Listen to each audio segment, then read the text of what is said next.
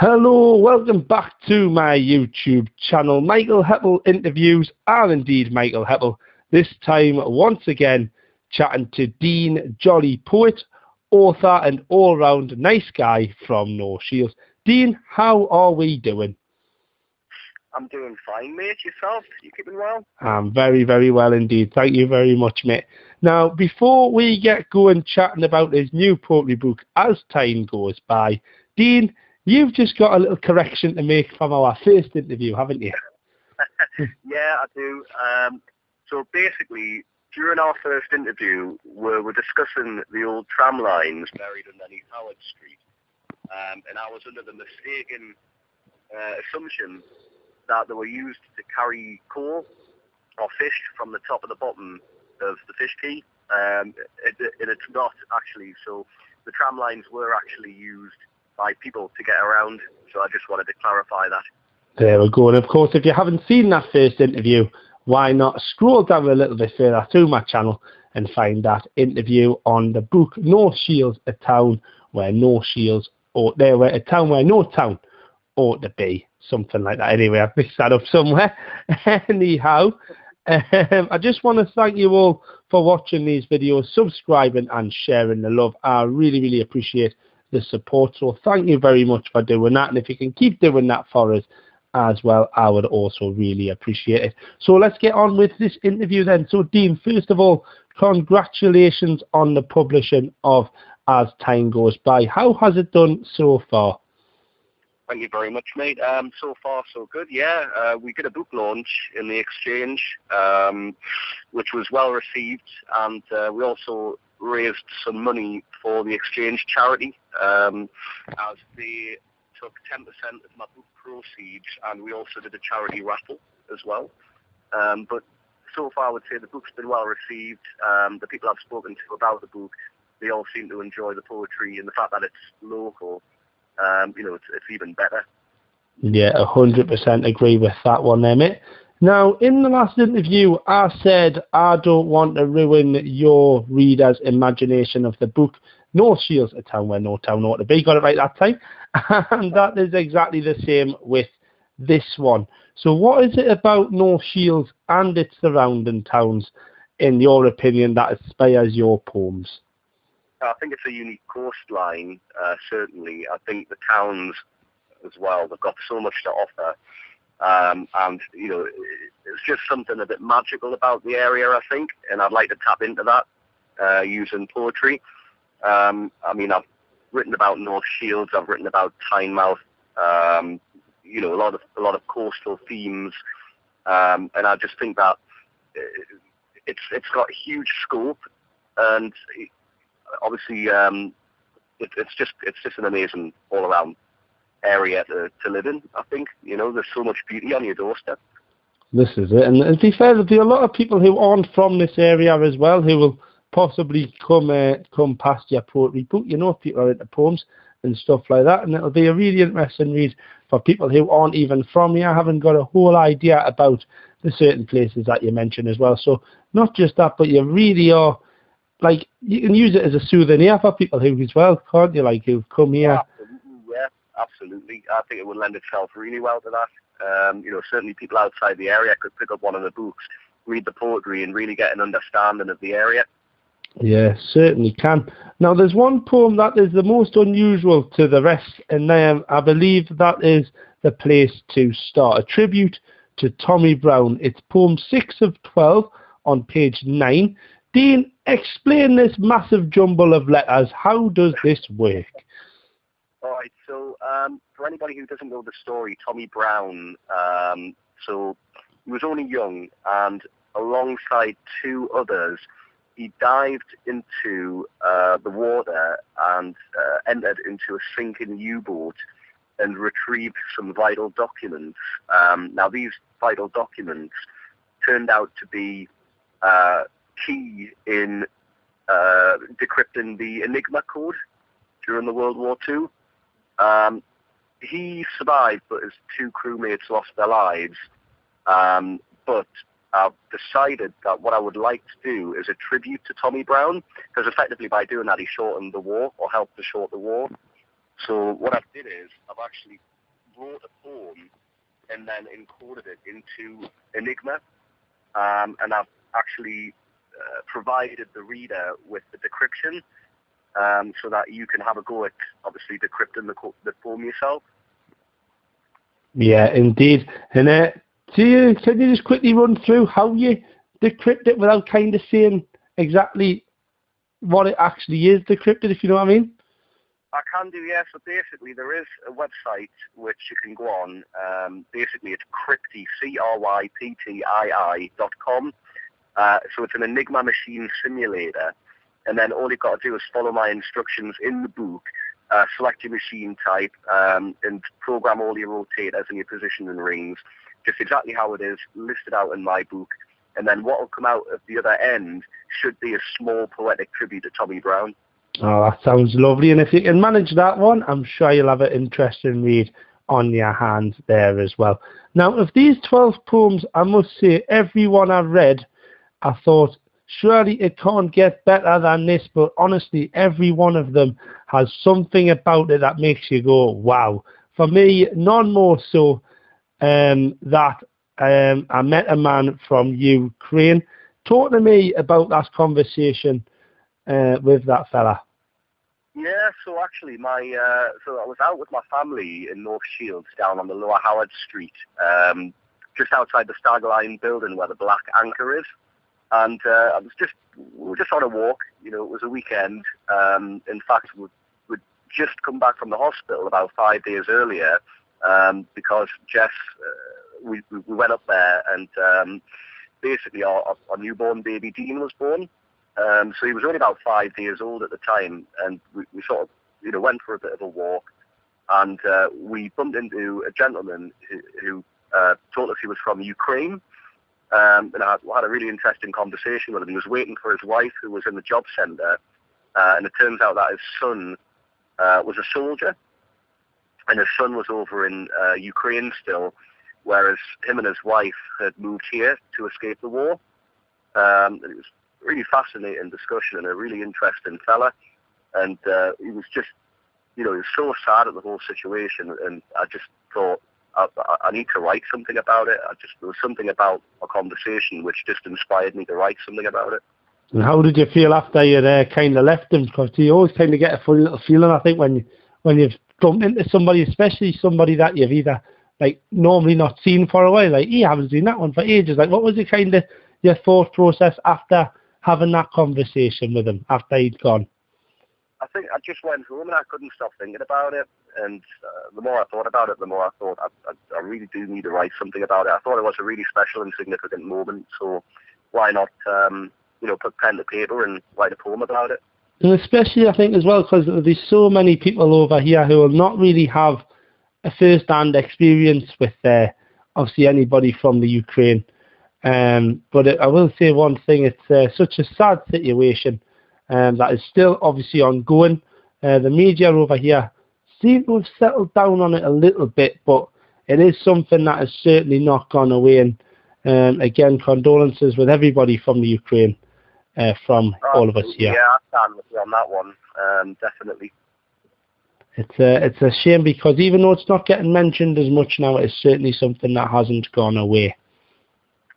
Mm-hmm. For those of you who have never been to Tynemouth Metro Station, because we will probably get a lot of viewers and listeners on this platform from all over the place. Well, there'll be plenty of you that have never been anywhere near Newcastle, but never mind Tynemouth Metro Station. It is one of the oldest on the Tynemouth Metro network, and previously being a station for steam trains, nowadays at weekend it's an opportunity for local traders to sell their craft. Dean, what can you usually find on Tynemouth Metro Station on a Saturday or Sunday morning?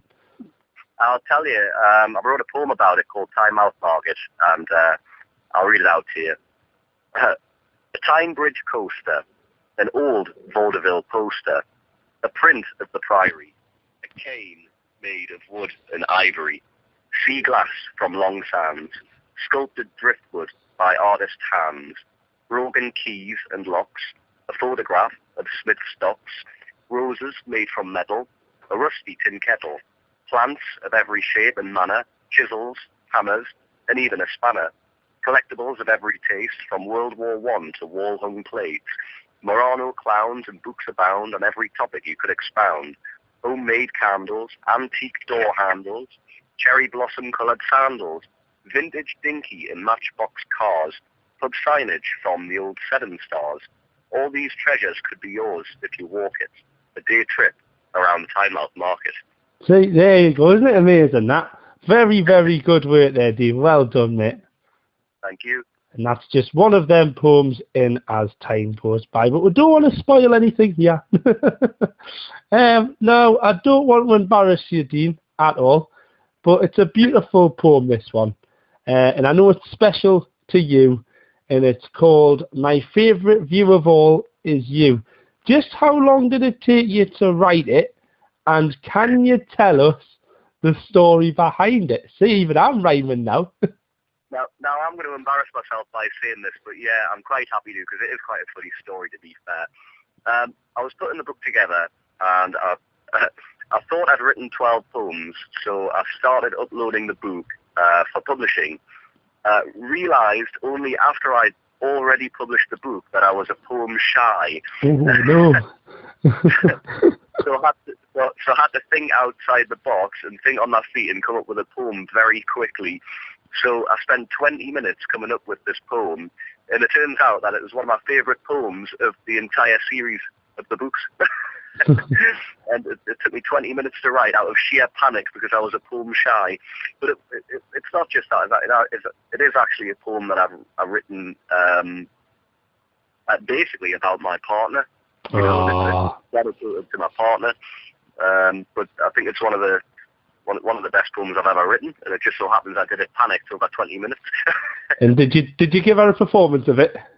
And what was her reaction to it? Oh, she loves it, yeah.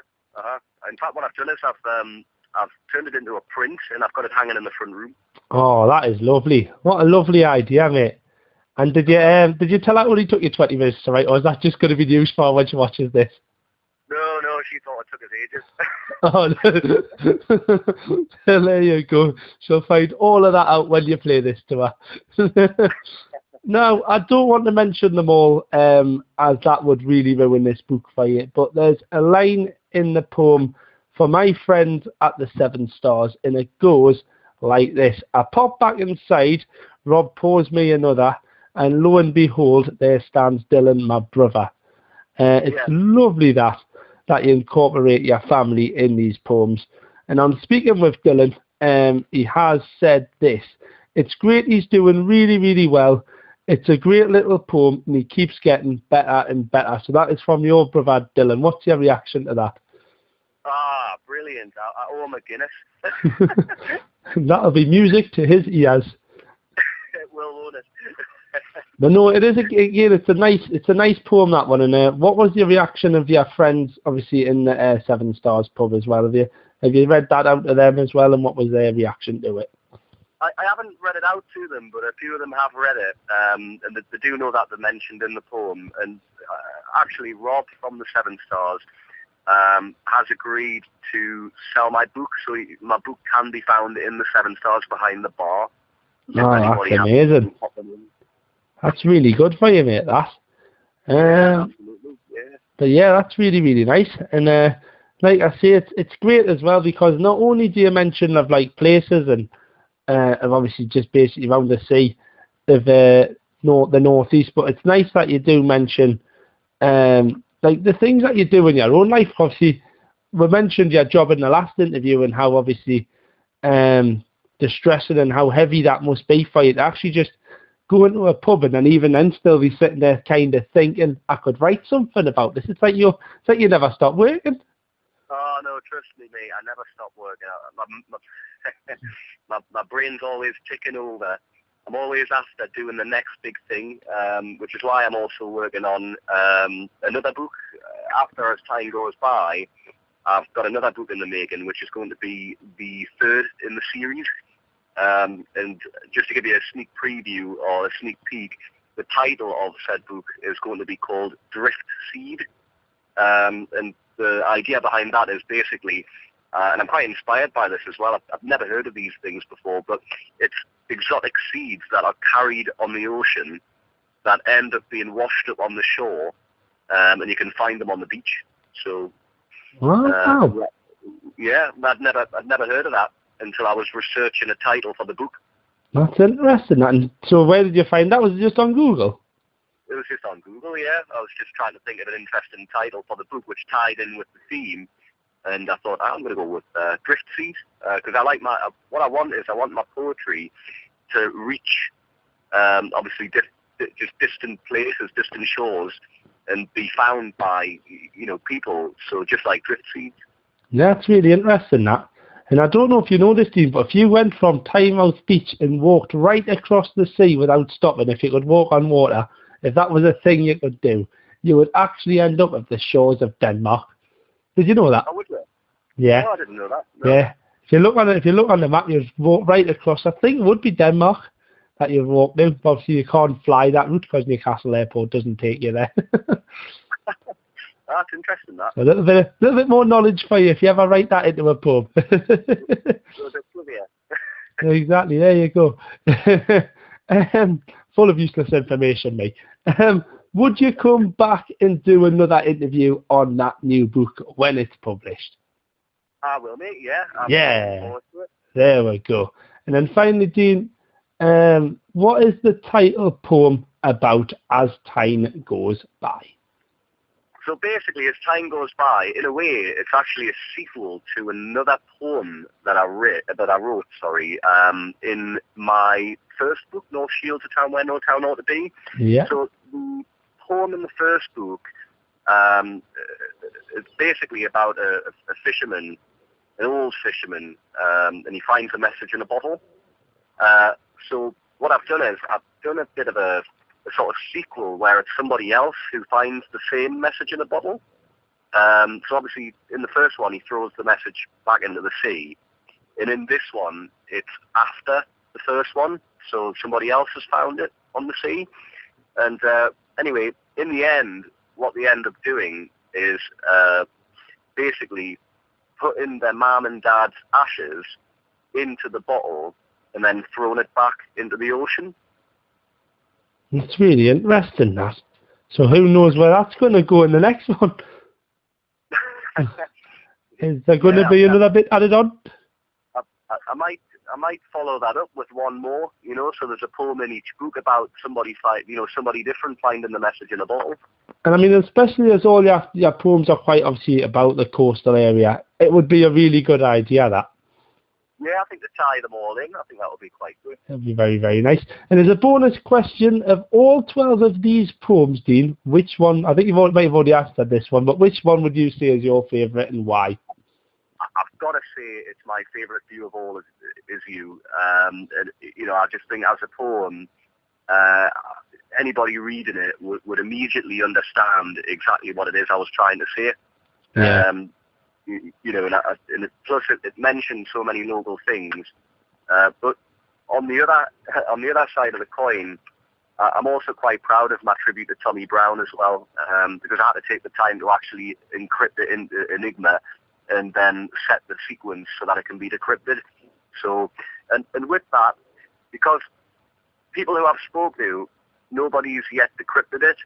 So the first person to decrypt it, and you heard it here first, I owe them a pint. I'll personally buy them a pint. There we go. So that's it. Get yourselves, if you've watched this, get yourselves on Facebook, and Dean will tell you all the ways to do that.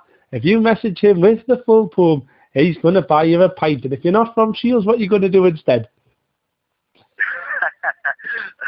I'll drink it for them. Perfect answer. So, Dean, I think the most important question I can ask you now is, how do you go out and buy this book? Right, well, it's currently it's stocked in the Exchange at the moment. On Howard Street? Yes. It's also on Amazon, online, and also online through Waterstones as well.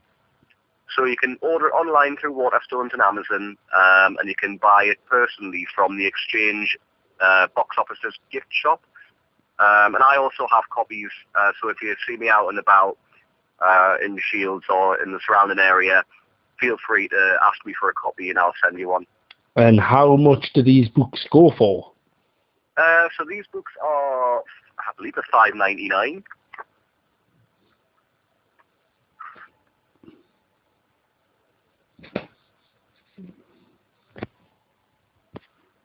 Is that we just checking now there, Dean? You're still there? Yep, I'm still, yeah. Did you say they were $5.99, yeah? I believe they're $5.99. There we go, thank you very much. And so now, just to your social media, Dean, how can people get in touch with you? Yeah, so I'm on Twitter. So if you just search my name, Dean Jolly, it should come up on Twitter. I'm on Facebook. I've got an author page and a personal page. And also I'm on Instagram. But my Instagram is called Life is Beautiful and So Are You. Very, very nice Instagram name.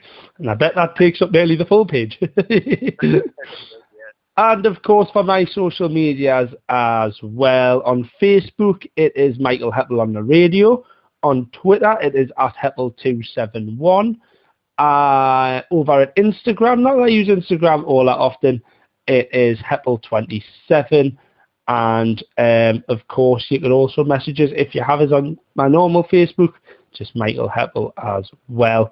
And of course, if you know anyone who, like Dean, has a craft, whether it be an author, an artist, or a musician, or part of a band, and they could do with an interview to promote themselves, or their music, or their art, or their books, or whatever, all you have to do is email Mickey Hepple at MICKY for Mickey and HEPPLE for Hepple at hotmail.com. That email address again, mickeyhepple@hotmail.com, and it would be lovely to give you a hand. Dean, what is it like being on one of these interviews?